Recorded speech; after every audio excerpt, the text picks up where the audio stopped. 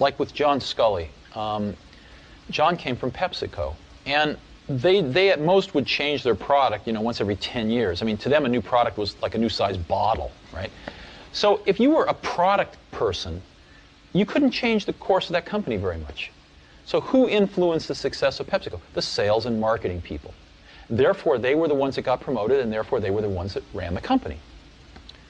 Well, for PepsiCo, that might have been okay, but it turns out the same thing can happen in technology companies that get monopolies, like, IBM and Xerox. If you were a product person at IBM or Xerox, so you make a better copy or a better computer.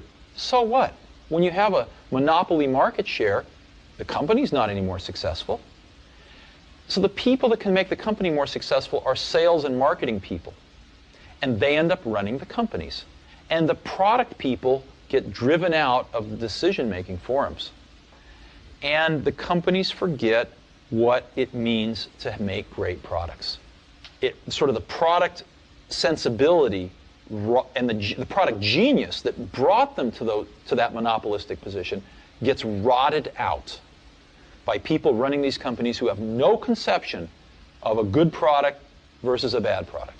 They have no conception of the craftsmanship that's required to take a good idea and turn it into a good product. And they really have no feeling in their hearts, usually, about wanting to really help the customers.